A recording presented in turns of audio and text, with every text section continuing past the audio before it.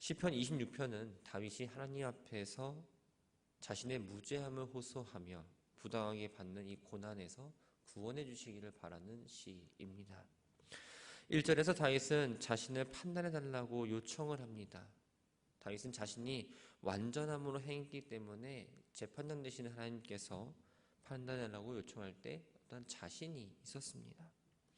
여기서 말하는 완전함이란 하나님과 같이 어떤 절대적인 의롭을 말하는 것이 아니라 하나님을 섬기고 하나님 앞에서 거짓 없는 태도, 하나님 보시기에 합당한 태도, 또 하나님을 향한 절대적인 믿음을 가지고 올바르게 살았음을 의미합니다.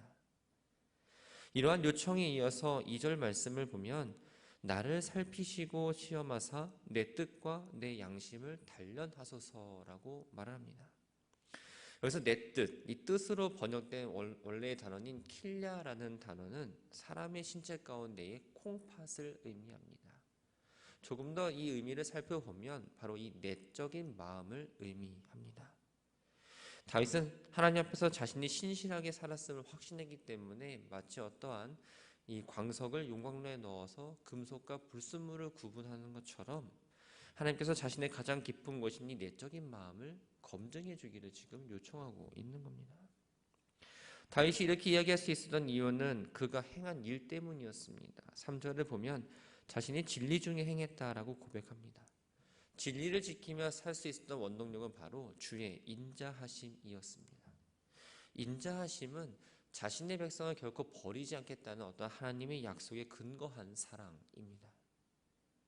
자기가 가진 지혜를 갖고 또한 힘을 가지고 믿음을 지키며 살아온 것이 아니라 하나님께서 나에게 믿음을 주셨고 그 믿음을 지킬 수 있도록 은혜를 주셨기 때문에 여기까지 올 수 있었다는 어떤 다윗의 신앙 고백입니다. 대적들의 공격에도 흔들림 없이 주의 진리에 따라 행하며 범죄하지 않으려고 다윗은 애를 썼습니다. 4절과 5절 말씀을 보면 다윗은 자신과 또 악을 구별하는 사람을 분명하게 나눕니다. 허망한 사람은 그 마음의 행위가 무익한 사람, 간사한 사람은 자신의 어떤 겉과 속이 다른 사람을 말합니다. 거짓과 허세를 추구하는 사람들, 또 보이지 않는 곳에서 숨어서 우상 숭배를 하거나 악을 행하는 사람들의 모임에 참여하지 않겠다라고 다윗은 다짐을 합니다. 그리고 앞으로도 그 모임들을 미워하면서 악인들과 구별된 삶을 살아가겠다고 하나님께 이야기하고 있죠. 그 결백함을 보이기 위해서 손을 씻고 주의 제단을 두루 다니겠다라고 말을 합니다. 손을 씻는다라는 것은 성전에 입장할 때 행하는 의식입니다. 그리고 자신의 무고함을 입증할 때의 어떠한 정결 맹세를 의미합니다. 다윗이 손을 씻고 하나님의 집에 들어가서 그곳에서 예배하고 하나님의 창조 사역을 이야기하고 또 출애굽 같은 구원 사역뿐만 아니라 자신이 체험한 어떤 구원을 근거로 하나님의 위대하심을 밝히면서 증인된 삶을 살아가겠다고 지금 이야기하고 있습니다. 다윗은 주님이 계신 집과 주의 영광이 머무는 곳을 사랑한다라고 말합니다. 그리고 자신의 악인들과 함께 심판하지 말아달라고 요청을 하죠. 하나님 앞에서 무죄한 자신이 악인과 함께 멸망하는 건 의인을 보호하시고 악인을 멸하시는 어떤 하나님의 의로운 통치에 어긋나는 거라고 생각을 했기 때문입니다. 그래서 악인들을 살인자뿐만 아니라 10절 말씀을 보면 그들의 손에는 사악함과 부당하게 취한 뇌물이 가득하다라고 말합니다. 이 악인들은 남을 해치고 자신의 유익을 위해서 하나님을 전혀 두려워하지 않습니다. 세상에서 불의한 방법으로 부정과 악을 행하는데 다윗은 완전함을 행하도록 은혜를 베풀어달라고 계속 기도하고 있죠. 11절에서 다윗은 나는으로 시작을 하면서 9절과 10절에 묘사된 악인들과 자신을 대조합니다. 1절에서 자신이 완전함 가운데 살아왔음을 고백했던 것처럼 이 하나님을 향해서 속량하소서 은혜를 베푸소서라고 간구하며 악인들로 인해 어려움에 빠진 자신을 살펴주시고 앞으로도 계속 완전함 가운데 살아가겠다고 지금 다짐을 하고 있습니다. 그러면서 마지막으로 하나님의 도우심에 감사하면서 자신이 서 있는 자리가 이렇게 평탄하니 예배 가운데 주님을 찬양하겠다라고 시를 마무리합니다. 평탄한데 이 평탄한 곳은 바로 성막을 의미합니다. 그런데 어떤 외적인 안정이 아니라 하나님을 신뢰함으로부터 얻은 마음의 평강을 의미합니다. 다윗은 하나님을 향한 신뢰와 완전함으로 살고자 하는 결단을 보여주면서 하나님의 거룩한 백성과 함께 하나님을 찬양할 거라고 하면서 이 시를 지금 마무리하고 있습니다. 27편은 하나님을 향한 절대적인 믿음으로 하나님의 구원을 간구하는 내용입니다. 2절과 3절 말씀을 보면 지금 다윗이 처한 상황을 잘 살펴볼 수 있습니다. 악인들이 내 살을 먹으려고 한다. 군대가 나를 대적하여 진칠지라도 전쟁이 일어나 나를 치려 할지라도 라는 표현을 통해서 다윗이 지금 상황이 어떤 평탄한 상황이 아니라 매우 어려운 상황에 처해 있다는 것을 우리가 알 수 있죠. 그런데 1절 말씀을 보면 내가 누구를 두려워하리요 내가 누구를 무서워하리요 라고 하면서 어떠한 상황과는 전혀 다른 고백을 하고 있습니다. 결코 두렵지 않다라는 겁니다. 더 나아가서 여전히 나는 태연하리로다 라고 선포를 합니다. 눈앞에 지금 많은 적들이 둘러싸여 있는 가운데에 나는 죽음의 위기에 처할 수밖에 없었습니다. 두렵습니다. 무섭습니다. 당에 떨릴 수밖에 없습니다.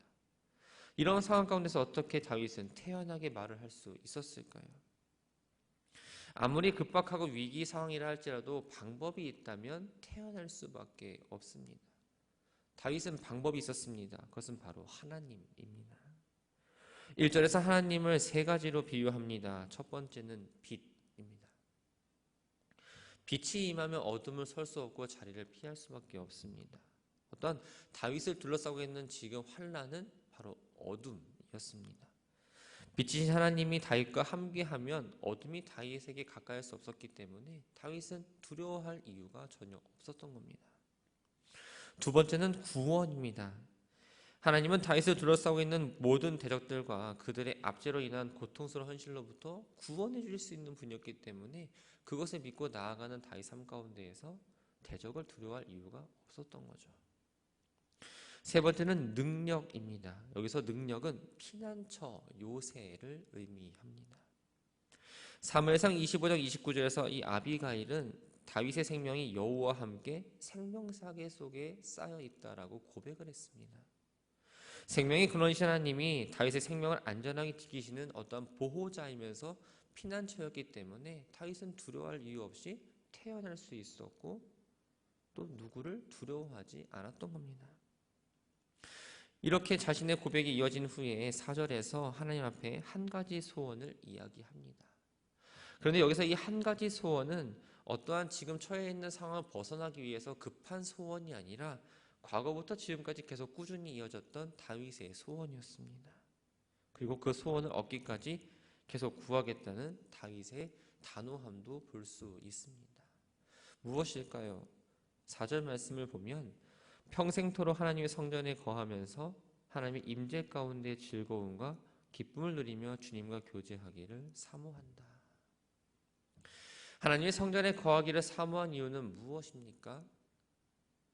하나님께서 한낱날에 그 백성을 하나님의 초막과 장막과 또 높은 곳에 두시기 때문입니다. 우리가 아는 것처럼 하나님의 장막은 하나님의 임재를 경험하고 하나님의 교제를 할 수 있는 곳을 말합니다. 높은 바위는 적의 공격을 막을 수 있는 곳을 말하죠. 다윗 시대 하나님의 성적은 성막입니다. 성막에 들어가 숨는다고 해서 확실하게 안전을 보장받을 수 있는 건 아니었어요. 그 성막 자체가 어떠한 돌로 만든 단단한 공간이 아니었기 때문입니다. 다윗이 머물기로 소원한 이 하나님의 집은 장막으로서의 어떤 하나님의 전이 아니라 바로 하나님의 품을 의미합니다. 집이 가족들을 보호해 주는 것처럼 하나님의 집과 하나님의 품은 하나님 안에 있는 사람들을 안전하게 보호해 주시고 또 하나님의 성전 안에 거하는 자는 하나님의 임재와 보호 가운데에서 승리를 경험할 수가 있었던 겁니다. 다윗이 하나님의 집에 거하기 원했던 이유는 또 있습니다. 승리를 주시는 하나님께 찬양과 감사를 드리기 위해서입니다. 그러면서 하나님께 제사를 드리고 찬송할 걸 다짐을 하고 있습니다. 다윗은 하나님께 기도를 들어주시기를 간청하면서 기도 응답을 받기 위해 하나님의 얼굴을 간절히 구합니다. 이전에 하나님이 백성들에게 너희는 내 얼굴을 찾으라고 명령하셨을 때 다윗은 주의 얼굴을 찾을 거라고 결심을 했습니다. 하나님의 얼굴을 찾는다는 건 바로 하나님의 은혜를 구한다라는 의미입니다. 하나님을 향해서 반복해서 얼굴을 숨기지 마소서, 주의 종을 버리지 마소서, 떠나지 마소서라고 말을 하는 거 보면 다윗의 상황이 앞에서처럼 얼마나 위급한지를 우리가 한번 볼 수 있습니다. 하나님의 얼굴을 구하는 자신을 외면하지 마시고 하나님의 얼굴을 자신에게서 숨기지 말아달라고 지금 간청을 합니다. 이 기도는 하나님이 떠날 거라는 어떠한 두려움 가운데 나오는 기도가 아니라 하나님이 떠나시지 않을 거라는 어떤 확신을 가진 기도였습니다. 세상에서 가장 큰 사랑이라 말할 수 있는 자식을 향한 이 부모의 사랑과 구원하시고자 택하신 하나님의 백성들을 향한 어떤 하나님의 사랑을 비교해서 하나님은 절대 자신의 백성을 버리지 않으실 거라는 확고하고 믿음을 가지고 지금 하나님을 붙잡고 있습니다. 그러면서 주의 길을 가르치소서, 내게 적들이 있으니 나를 평탄한 길로 인도해 달라고 간구합니다. 평탄한 길은 우리가 잘 아는 것처럼 어떤 울퉁불퉁한 길, 앞에 많은 장애물들이 있는 그런 길이 아니라 올곧은 길, 또 대적의 위험이 없는 안전한 상황을 의미합니다. 지금 처해 있는 상황이 자신의 힘이나 의지가 아니라 오직 하나님의 인도에 의해서만 이것을 나갈 수 있다라고 고백을 하면서 지금 자신이 처한 상황 가운데에 구원해달라고 기도를 하고 있는 거죠. 12절 말씀을 보면 다윗이 자신을 멸망시키려고 거짓 증언을 하는 사람들을 고발하고 그들의 폭력적인 증언과 또한 모함으로 고통 중에 있는 자신을 내버려 두지 않기를 원하고 있습니다. 대적들은 다윗을 멸망시키기 위해서 거짓 증언들을 했습니다. 악의적으로 비방하고 또 모함을 하고 그런 가운데에 또한 심적으로도 육체적으로도 구석으로 몰릴 수밖에 없었지만 다윗은 대처하는 방법이 악인들과는 달랐던 겁니다. 그러면서 모든 형편을 고백하고 하나님께 자신의 보호자 되셔서 해결해 주시기를 간구하고 있습니다. 13절 말씀을 보면 내가 산자들의 땅에서 여호와의 선하심을 보게 될 줄 확실히 믿었도다. 믿음의 눈을 가지고 믿음의 눈을 통해서 하나님이 자기를 구원하실 거라는 것을 보게 되었다라는 거죠. 사실 다윗의 상황은 아직 어떤 위기 가운데 벗어난 건 아니었습니다. 하나님의 응답도 오지 않았던 것 같습니다. 그러나 하나님이 자기를 버리지 않을 걸 확신하고 자신을 구원해 주실 거라는 분명한 믿음은 있었습니다. 이 기도가 이후에 여러 가지 상황 가운데 힘든 속에서도 절망과 두려움에 있는 자신뿐만 아니라 이 이스라엘 백성들을 향해서도 기도를 합니다. 너는 여호와를 기다릴지어다. 강하고 담대하며 여호와를 기다릴지어다. 하나님 백성이 어떤 현실의 위기 가운데에 위기의 고난 가운데에 그곳에 머무르기보다는 하나님의 은혜의 말씀을 붙잡고 그 너머에 계신 하나님을 바라보며 그 믿음으로 나아갈 때에 이 어떠한 고난 가운데서 이길 수 있다는 것을 확신하며 이 시를 마무리하고 있습니다. 두 시를 보면서 다윗은 비처럼 늘 함께 하시는 하나님에 대한 분명한 확신이 있었음을 우리가 살펴볼 수 있었습니다. 그래서 세상에서 누구도 두려워하지 않을 거다라고 고백을 합니다. 다윗은 여호와의 전을 사모함으로 그 안에 살고 싶다라고 소원을 말했습니다. 하나님은 여호와의 전을 사모하는 이들에게 은혜를 베풀어 주십니다. 환난 가운데에서 지켜주시고 고난 가운데에서 구원하시고 어떠한 상황 가운데서도 나를 버리지 않으시고 늘 나와 동행하시는 하나님, 그 하나님을 믿고 나아가는 우리들의 모습이 되기를 소망합니다. 하나님을 신실하게 따르는 사람에게도 환난의 바람은 불어옵니다. 우리가 열심히 해서 기도하고 믿음의 길을 걸어간다고 해서 우리가 어떤 환난과 고통 가운데 보호받는 건 아닙니다. 작은 환난에도 넘어질 수 있습니다. 이 환난의 바람이 불 때 우리가 해야 할 일은 딱 하나입니다. 세상의 소리, 세상을 향해 나간 것이 아니라 하나님의 전을 향해 나아가야 합니다. 이 시간 우리가 그 문제들을 가지고 지금 나와 있을 수 있습니다. 하나님께 내가 내 힘과 내 지식이 아니라 하나님께서 나를 인도해 주시고 나를 구원해 달라고 지금 기도하러 나오신 분들도 있을 겁니다. 여기서 발버둥 치면서 하나님 앞에 온전한 믿음으로 나아가시기 바랍니다. 사랑하는 성도 여러분, 이 시간 우리는 하나님을 향해 바로 서고자 이 자리에 나왔습니다. 어떠한 믿음으로, 어떠한 마음을 가지고 기도하시겠습니까? 어떠한 마음을 가지고 하나님을 예배하시겠습니까?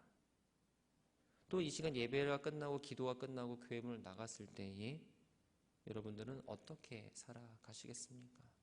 교회 문을 나가면 나에게 어떤 일이 주어질지 모릅니다. 그러나 어디에서든 무엇을 하든 하나님을 향해 걸어 나아가시기 바랍니다. 우리가 교회에서 기도하고 나아가면 빛이 밝아져서 환해집니다. 우리의 인생도 기도 이후에, 하나님 예배한 이후에 어둠이 물리지고 또한 빛으로 하나님의 영광을 드러내며 하나님의 은혜를 바라보며 살아가는 오늘의 한 날이 되기를 주님의 이름으로 축원합니다.